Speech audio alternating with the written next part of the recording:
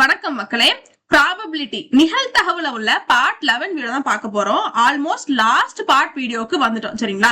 இன்னைக்கான வீடியோல இதுக்கு முன்னாடி போடாத கணக்குகளும் கொஞ்சம் டிஃப்ரெண்டான கணக்குகளும் கொண்டு வந்திருக்கேன். வீடியோவை கடைசி வரை ஸ்கிப் பண்ணாம பாருங்க, அப்பதான் தெளிவா புரியும். இன்னைக்கான வீடியோல ஃபார்முலா அதெல்லாம் இன்ட்ரோடக்ஷன்லாம் எதுவுமே பார்க்கணும் அப்படிங்கிற அவசியம் இல்லை அப்படிங்கறது நினைக்கிறேன். ஏன்னா 11 பார்ட் வீடியோஸும் பார்த்தாச்சு. சரிங்களா? அதனால டைரக்டா ஒரு 4 சம் தான் இன்னைக்கு கொண்டு வந்திருக்கேன். அந்த 4 சமையும் பார்த்துட்டு வீடியோவை முடிக்க போறோம். நீ எந்த காம்படிட்டிவ் எக்ஸாமுக்கு ப்ரிப்பேர் பண்ணிட்டு இருந்தாலும் டிஎன்பிஎஸ்சி குரூப் 2 இருக்கட்டும், குரூப் 4 இருக்கட்டும், தாராளமா இந்த வீடியோ பார்த்து படிக்கலாம். ஏன்னா எனக்கு கொண்டு வரக்கூடிய கணக்குகள் எல்லாமே TNPSC previous year questions school புக்ல உள்ள கேள்விகள் தான். சரிங்களா? சரி, இப்ப டைரக்டா கணக்குள்ள போயிடலாம். என்ன கேட்டிருக்காங்க அப்படிங்கறத பாருங்க. a coin is tossed thrice. அதனால இன்னைக்கு இன்ட்ரோடக்ஷன்லாம் பார்க்கலையா, அதனால நம்மளுக்கு எதுவுமே புரியாத நினைக்காதீங்க. ஒரு சம் வரையிலையும் இதுல நம்ம எப்படி பண்ணோம் அப்படிங்கறத நம்ம தெளிவாவே சொல்லிடுவோம். சரிங்களா? சரி பாருங்க. a coin is tossed thrice. Find the probability of getting exactly 2 heads or at least 1 tail or 2 consecutive heads ன்னு கேட்டிருக்காங்க. அதாவது ஒரு நாணயம் 3 முறை சுண்டப்படுகிறது. சரியாக 2 தலைகள் அல்லது குறைந்தபட்சம் ஒரு பூ அல்லது அடுத்தடுத்து 2 தலைகள் கிடைப்பதற்கான நிகழ்தகவினை காண்கன்னு கேட்டிருக்காங்க. முக்கியமான கணக்கு 10th புக்ல உள்ள கேள்வி. சரிங்களா? நிகழ்தகவு அப்படின்னு சொல்லிட்டு ப்ராபபிலிட்டி நிகழ்தகவு அப்படின்னு சொல்லிட்டு வந்துட்டாலே நம்மளுக்கு ஃபார்முலா ஞாபகம் வச்சுக்கோங்க. P of E equal to N of E by N of S. சரிங்களா? இதுதான் ஃபார்முலா. அதாவது P of E அப்படிங்கிறது probability of an event. சரிங்களா? அதாவது ஒரு நிகழ்ச்சியினுடைய நிகழ்தகவு தான் P of E ன்னு சொல்லி குறிப்போம். சரிங்களா? அதற்கான ஃபார்முலா என்ன அப்படின்னு சொல்லிட்டு கேட்டீங்கன்னா N of E by N of S. N of E அப்படிங்கிறது சாதகமான வாய்ப்புகள், N of S அப்படிங்கிறது மொத்த வாய்ப்புகள். சாதகமான வாய்ப்புகளை மொத்த வாய்ப்பால டிவைட் பண்ணா நமக்கு என்ன கிடைச்சிரும்? நிகழ்தகவு கிடைச்சிரும். அதாவது N of E அப்படிங்கிறது favourable outcomes, N of S அப்படிங்கிறது possible outcomes. Favourable outcomes possible அவுட்கம்ஸால டிவைட் பண்ணிட்டோம் அப்படின்னா நம்மளுக்கு என்ன கிடைச்சிரும்? ஒரு நிகழ்ச்சியினுடைய நிகழ்தகவு ப்ராபபிலிட்டி ஆஃப் an event கிடைச்சிரும். சரிங்களா? சரி, இந்த N of S இருக்கக்கூடிய இடத்துல என்ன பண்ணுவோம் அப்படின்னு சொல்லிட்டு கேட்டீங்கன்னா, ஒரு நிகழ்ச்சி நடக்குதுன்னு வச்சுக்கோங்களேன், அதுல என்னென்ன பாசிபிலிட்டிஸ் எல்லாம் இருக்கோ, சரிங்களா, என்னென்ன வாய்ப்புகள்லாம் இருக்கோ அதை எல்லாத்தையும் போடக்கூடிய இடம் தான் என்னது? இந்த N of S. N of E அப்படிங்கறது ஒரு கேள்வி என்ன கேட்டிருக்காங்களோ அதான் நம்ம அதற்கான வாய்ப்புகளை நம்ம என்ன பண்ணுவோம்? N of E இருக்கக்கூடிய இடத்துல போடுவோம். சால்வ் பண்ண நமக்கு ஆன்சர் கிடைச்சிரும். வேற ஒண்ணுமே கிடையாது. சரிங்களா? சரி பாருங்க, ஒரு காயின் இருக்கா, அந்த காயினை 3 முறை சுண்டி விடுறாங்களாம். சரிங்களா? சரி, எப்படி வேணா கேட்கலாம். ஒரு காயினை 3 முறை சுண்டி விடுறேன் அப்படின்னாலும் ஒண்ணுதான், இல்ல 3 காயினை ஒரே நேரத்துல சுண்டுறேன் அப்படின்னாலும் ஒண்ணுதான். சரிங்களா? 2 வேற வேற கிடையாது. அப்படி நம்ம சுண்டி விடையில நம்மளுக்கு என்னதெல்லாம் கிடைக்கணுமா? சரியா 2 தலை கிடைக்கணுமா? அப்படி இல்லைன்னா குறைஞ்சபட்சம் ஒரு பூ கிடைக்கணுமா? அப்படி இல்லைன்னா அடுத்தடுத்த 2 தலைகள் கிடைக்கணுமா? இதற்கான நிகழ்தகவை கண்டுபிடி அப்படின்னு சொல்லிட்டு கேட்டிருக்காங்க. சரிங்களா? சரி, முதல்ல எப்பவுமே நம்ம என்ன படிக்கணும் அப்படின்னா இந்த N of S முதல்ல கண்டுபிடிச்சிடணும். அதாவது மொத்த வாய்ப்பு. சரிங்களா? அதான் நம்ம என்ன சொல்லுவோம்? N of S ன்னு சொல்லுவோம். 3 தடவை ஒரு காயினை நம்ம சுண்டி விடையில என்னென்ன வாய்ப்புகள்லாம் இருக்கலாம்? ஒரு காயின் ஒரு நாணயம் அப்படின்னு சொல்லிட்டு எடுத்துக்கிட்டா நம்மளுக்கு என்னதுலாங்க இருக்கும்? ஒரு தலை இருக்கும், ஒரு பூ இருக்கும். சரிங்களா? தலையா பூவா எல்லாருமே விளையாண்டுருப்போம். அதாவது இங்கிலீஷ்ல சொல்லணும்னா தலைய ஹெட்னு சொல்லுவோம், பூவை டெய்ல்னு சொல்லுவோம். சரிங்களா? ஹெட்ட குறிக்கிறத ஹச்னு வச்சுக்கிறேன், டெய்ல குறிக்கிறது டீன்னு வச்சுக்கிறேன். சரிங்களாங்க? சரி, மொத்த வாய்ப்பு என்னதெல்லாம் இருக்கு அப்படிங்கறத பாக்குறதுக்கு இதுக்கு ஈஸியா ஒரே ட்ரிக் மட்டும் சொல்லி தரேன். நிறைய ஞாபகம் வைக்கணும் அப்படிங்கிற அவசியம் இல்லை. சரிங்களா? முதல்ல என்ன பண்ணுங்க, ஹெட்ட 4 முறை எழுதுங்க. சரிங்களா? எப்படி நான் எழுதுறேனோ அதே மாதிரிதான் எழுதணும். சரிங்களா? 4 முறை ஹெட் எழுதியாச்சா? சரி, இப்ப என்ன பண்ணுங்க, 4 முறை டெய்ல் எழுதுங்க. சரிங்களா? சரி, இப்ப என்ன பண்ணுங்க அப்படின்னா 2 முறை ஹெட் எழுதுங்க, 2 முறை டெய்ல் எழுதுங்க. சரிங்களா? கான்சிக்யூட்டிவா எப்படி எழுதுங்க? திரும்ப 2 முறை ஹெட் எழுதுங்க, அடுத்து 2 முறை டெய்ல் எழுதுங்க. சரிங்களா? எழுதியாச்சு. இப்ப என்ன பண்ணணும் அப்படின்னா ஒரு முறை ஹெட், ஒரு முறை டெய்ல், ஒரு முறை ஹெட், ஒரு முறை டெய்ல், ஒரு முறை ஹெட், ஒரு முறை டெய்ல், ஒரு முறை ஹெட், ஒரு முறை டெய்ல். சரிங்களா? இது எதற்கான மொத்த வாய்ப்பு அப்படின்னு சொல்லிட்டு கேட்டீங்கன்னா, ஒரு காயினை 3 தடவை சுண்டி விடலையோ அப்படி இல்ல ஒரே நேரத்துல 3 காயினை சுண்டி விட்டா இதுதான் என்னவாக இருக்கும்? மொத்த வாய்ப்பாக இருக்கும். சரிங்களா? சரி, இந்த N அப்படிங்கிறது என்னத்தை குறிக்குது அப்படின்னா அந்த நிகழ்ச்சி நடக்குது இல்ல, அதனுடைய எண்ணிக்கையை குறிக்குது. சரிங்களா? அப்போ இதை என்ன பண்ணும் அப்படின்னா எண்ணி போட்டோம் அப்படின்னா அதான் நம்மளுக்கு N of S ஆக இருக்கும். சரிங்களா? எத்தனை இருக்குன்னு பாருங்க, 8 இருக்கும். 1 2 3 4 5 6 7 8. சரிங்களா? அப்போ N of S என்னது? 8. சரிங்களா? மொத்த வாய்ப்பை கண்டுபிடிச்சாச்சு. சரி, N of E அவங்க கேள்வி என்ன கேட்டிருக்காங்களோ அதை பார்க்கணும். சரிங்களா? சரி, அவங்க என்ன கேட்டிருக்காங்க? சரியா 2 தலை இருக்கணுமா? சரி, 2 தலை தான் இருக்கணுமா? சரிங்களா? முதல்ல அதற்கான வாய்ப்புகள் எல்லாத்தையும் தனித்தனியா எழுதிக்கோமா. சரி, தலைன்னு சொல்லிட்டாங்க. தலைனானது இங்க ஹெட். சரிங்களா?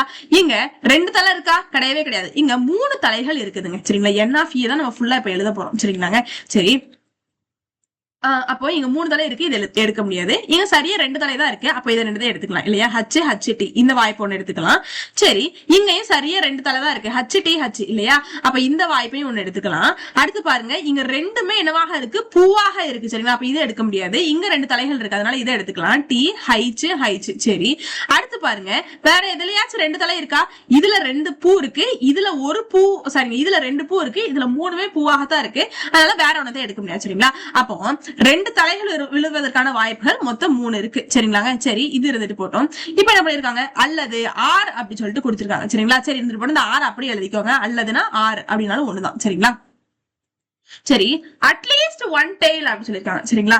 டெய்ல் அப்படின்னாலே நம்மளுக்கு என்னது? பூ டி சரிங்களா? டி குறிக்கிறது தான் டெய்ல். இப்போ அட்லீஸ்ட்னா என்ன, அட்மோஸ்ட்னா என்ன அப்படிங்கறத தெரிஞ்சுக்கணும் சரிங்களா? குறைந்தபட்சம்னா என்ன, அதிகபட்சம்னா என்ன அப்படிங்கறத தெரிஞ்சுக்கணும். ஏன்னா நிறைய பேருக்கு இந்த இடத்துலதான் என்ன வரும்? கேள்வி வரும். சரி, இப்போ குறைந்தபட்சம் ஒரு பூ அப்படின்னு சொல்லிட்டாங்கன்னா குறைஞ்சது 1 இருக்கலாம், 1 தாண்டி எவ்வளவு வேணா இருந்துக்கலாம் சரிங்களா? 1 பூவா வேணா இருக்கலாம், 2 பூவா வேணா இருக்கலாம், 3 பூவா வேணா இருக்கலாம் சரிங்களா? ஆனா குறைஞ்சது 1 இருக்கணுங்க சரிங்களா? அதான் என்னது? குறைந்தபட்சத்துக்கான அர்த்தம் சரிங்களா? சரி, அதிகபட்சம் 3 பூ அப்படின்னு சொல்லிட்டாங்கன்னு வச்சுக்கோங்களேன். அதிகபட்சம் இல்ல 2 பூ சொல்லிட்டாங்கன்னு வச்சுக்கோங்களேன். அதிகபட்சம்னு சொல்லிட்டா அதிகமாவே 2 தான் இருக்கணும், 2 தாண்டி போக கூடாதுன்னு அர்த்தம் சரிங்களாங்க? 1 இந்த 2 பூ விழாமல் கூட இருக்கலாம், 0வாக கூட இருக்கலாம், அப்படி இல்ல 1 பூ விழுந்துக்கலாம், அப்படி இல்ல 2 பூ விழுந்துக்கலாம், 2 தாண்டி போக கூடாது. இதுதான் அதிகபட்சத்துக்கான அர்த்தம். இதே குறைந்தபட்சம் 2 பூ அப்படி சொல்லிட்டாங்கன்னு வைங்களேன், 2க்கு கீழே போக கூடாது, 2 தாண்டி எவ்வளவு வேணா போய்க்கலாம். இதுதான் குறைந்தபட்சத்துக்கும் அதிகபட்சத்துக்குமான அர்த்தம். அதாவது குறைந்தபட்சம் அப்படின்னா அட்லீஸ்ட்னு சொல்லுவோம், அதிகபட்சம்னா அட்மோஸ்ட்னு சொல்லுவோம். இது ரெண்டுத்துக்கும் உங்களுக்கு டிஃபரன்ஸ் இருந்தா கண்டிப்பா எழுதி வச்சுக்கோங்க. இது கோயம்புக்கூடி ஒரு இடம் சரிங்களா? குறைந்தபட்சம் 1 பூன்னு சொல்லிட்டாங்க சரிங்களா? அப்போ குறைஞ்சது 1 இருக்கலாம், 1 பூ இருக்கலாம், ஆனா அதை தாண்டி எவ்வளவு வேணா இருந்துக்கலாம் சரிங்களா? 1 பூ இருக்கலாம், 2 பூ இருக்கலாம், 3 பூ இருக்கலாம் சரிங்களா? இப்படிதான் என்னவாக இருக்கும் குறைஞ்சபட்சத்துக்கான அர்த்தம் அப்படிங்கறத சொல்லிட்டேன் சரிங்களா? இங்க என்னது இருக்கு? குறைஞ்சபட்சம் ஒரே ஒரு பூ இருக்கா, அப்ப இந்த வாய்ப்பை எழுதிக்கலாமா?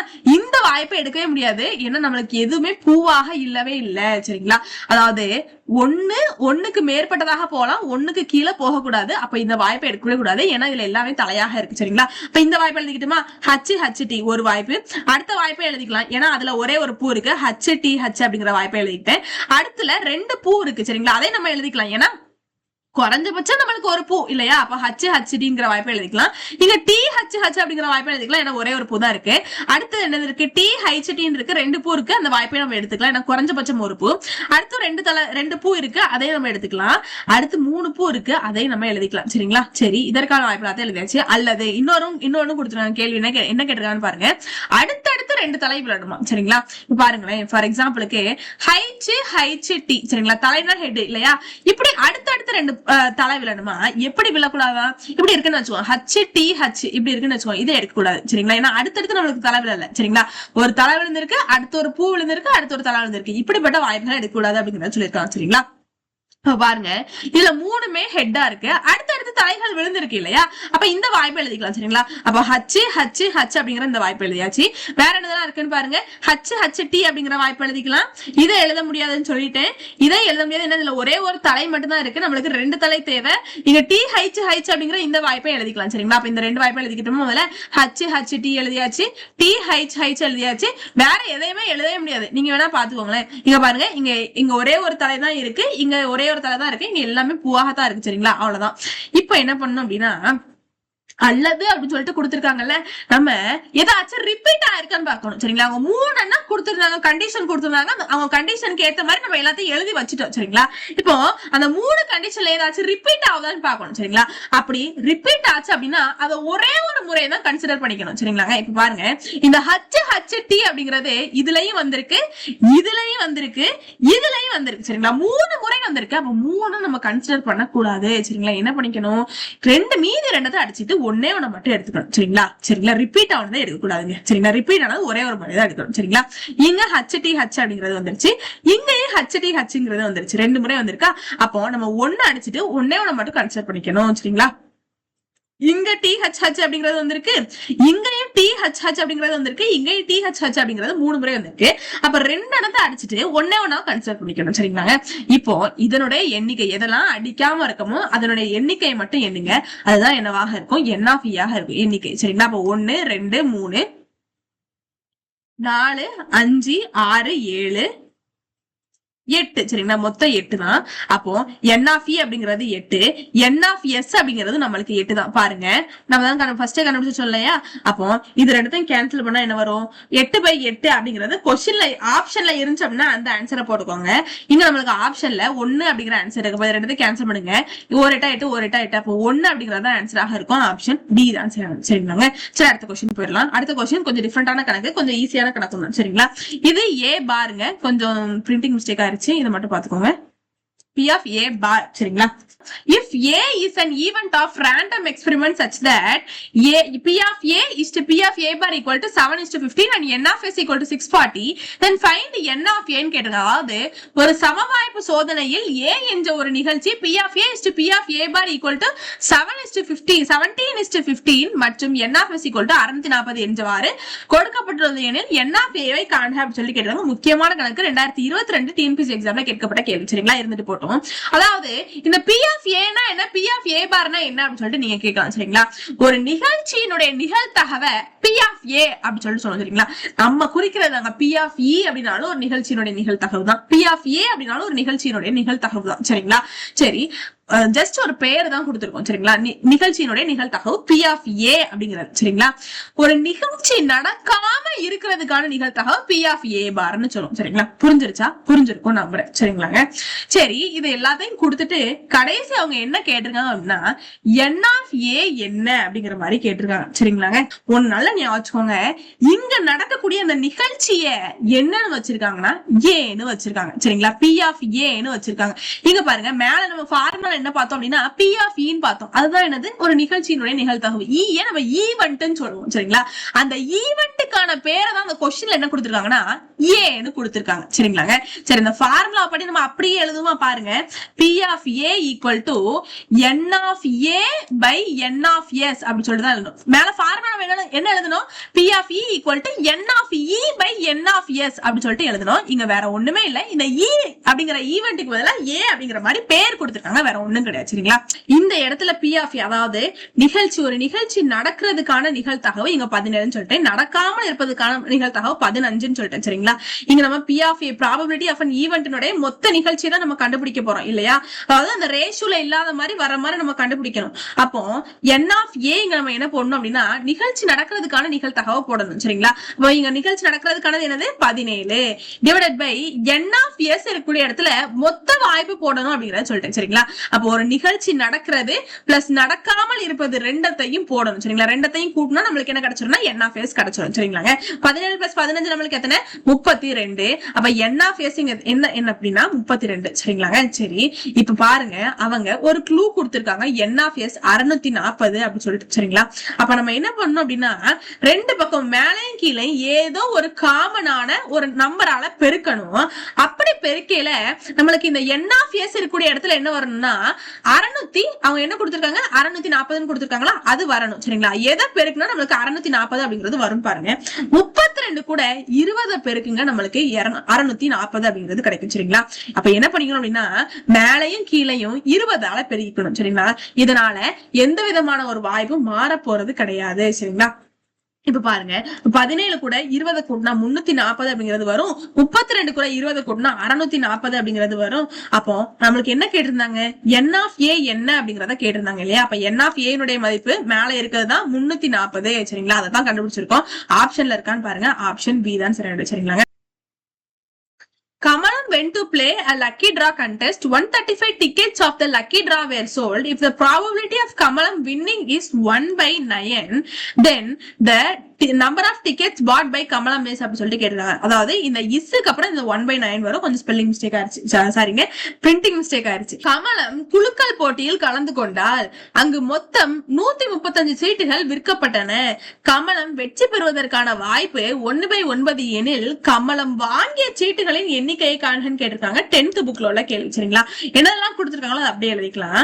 கமலம் அந்த போட்டியில வெற்றி பெறுவதற்கான வாய்ப்புன்னு சொல்லிட்டாங்க. அப்ப P of E சரிங்களா. P of E என்னது, P of E பார்னா வெற்றி பெறாததற்கான வாய்ப்பு சரிங்களா. அவங்க வெற்றி பெறுவதற்கான வாய்ப்பு கொடுத்திருக்காங்க 1/9 அப்படி சொல்லி கொடுத்துட்டாங்க சரிங்களா.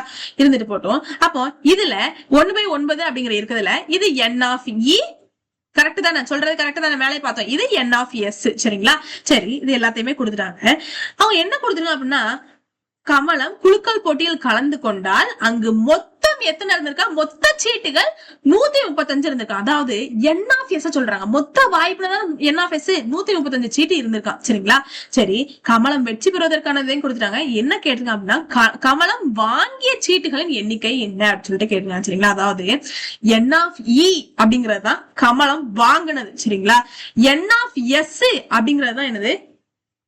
மொத்தமா இருக்கக்கூடிய சீட்டுகள். சரிங்களா? அப்ப இங்க என்ன கேட்டிருக்காங்க அப்படின்னா, இந்த NF மதிப்பு என்ன அப்படின்றத கேட்டிருக்காங்க. சரிங்களாங்க? சரி, பாப்போம் என்ன வரணும். அப்ப NF இருக்கிற இடத்துல 135 அப்படிங்கிறது வரணும். அப்ப எதால பெருக்கணும்? நம்ம 135 வரணும் அப்படின்னா 9 கூட 15 பெருக்குங்க, 135 வந்துடும். அந்த 15 மேலையும் கீழையும் பெருக்குங்க. அப்ப என்னன்னு கிடைக்கும்? 1 × 15 15 கிடைக்கும். 9 × 15 135 அப்படின்னு சொல்லிட்டு கிடைக்கும். அப்ப NF இருக்கக்கூடிய இடத்துல இங்க நம்மளுக்கு 15 கிடைச்சிருச்சு. அதான் ஆன்சர். ஆப்ஷன் சி தான் சரி. சரிங்களா? அப்ப கமலம் வாங்கிய சீட்டுகளின் எண்ணிக்கை மொத்தம் எத்தனை? 15 தான். சரிங்களாங்க? இதை வந்து குழப்பிக்கலாம் வேண்டாம். சரிங்களா? மொத்தம் 9 மடங்கு சீட்டு இருந்தது. சரிங்களா? அதுல ஒரு மடங்கு என்ன பண்ணிருக்கா? கமலம் சீட்டுகள் வாங்கியிருக்கா. அந்த ஒரு மடங்குல அவ வெற்றி பெறுவதற்கான வாய்ப்பு என்ன அப்படிங்கறதான் வந்து நம்மளுக்கு கொடுத்திருக்காங்க. சரிங்களா? அதைத்தான் 1/9 கொடுத்திருக்காங்க. அந்த 15 சீட்ல அவ வெற்றி பெறுவதற்கான வாய்ப்பு என்ன அப்படிங்கறதான் என்னவாக இருக்குன்னா 1/9 இருக்கு. நீங்க ஒண்ணு போட்டு குழப்பிக்க வேண்டாம். சரிங்களா? அந்த ஒரு மடங்கு தான் என்னவாக இருக்கும்? கமலம் வாங்கினதாக இருக்கும். சரிங்களா? சரி, அடுத்த கொஸ்டின் போயிடலாம். ஒன்னும் குழப்பிக்காதீங்க. In an office where 42 staff members work, 7 staff member uses cars, 20 staff members uses two-wheeler, and the remaining 15 staff members uses cycle. Find the relative frequencies ன்னு கேட்டிருக்காங்க. சரிங்களா? அதாவது 42 பேர் பணி செய்யும் ஒரு அலுவலகத்தில் 7 பணியாளர்கள் மகிழுந்து பயன்படுத்துகின்றனர், 20 பணியாளர்கள் இருசக்கர வண்டி பயன்படுத்துகின்றனர், மீதி 15 பணியாளர்கள் மிதிவண்டி பயன்படுத்துகின்றனர். ஒப்பிட்டு நிகழ்வெண் நிகழ்தகவை கண்டறிக அப்படின்னு சொல்லிட்டு கேட்டிருக்காங்க. இதுவும் ரொம்ப முக்கியமான கணக்கு. 10th புக்ல உள்ள கேள்வி. சரிங்களா? சரி, எழுந்திரி போட்டோம். ஒரு ஆபீஸ் இருக்கு. சரிங்க, இது 9th புக்ல உள்ள கேள்விங்க. ஒரு ஆபீஸ் இருக்கு. அந்த ஆபீஸ்ல மொத்தம் எத்தனை பேர் வேலை பாக்குறாங்க? 42 பேர் வேலை பாக்குறாங்க. சரிங்களா? அப்ப இங்க NF அப்படிங்கறது மொத்த வாய்ப்பு எத்தனைங்க? நம்மளுக்கு 42. சரிங்களா? அந்த 42ல 7 பேர் என்ன பண்றாங்க? கார் யூஸ் பண்றாங்க. சரிங்களா? அப்போ கார். சரிங்களா? அதுக்கு கார். அப்ப P(C) அப்படின்னு சொல்லிட்டு போட்டுக்குவோமா? ஏன்னா கார் யூஸ் பண்றாங்களா? அந்த நிகழ்ச்சியினுடைய நிகழ்த்தகவல் C வச்சுக்கிறேன். சரிங்களா?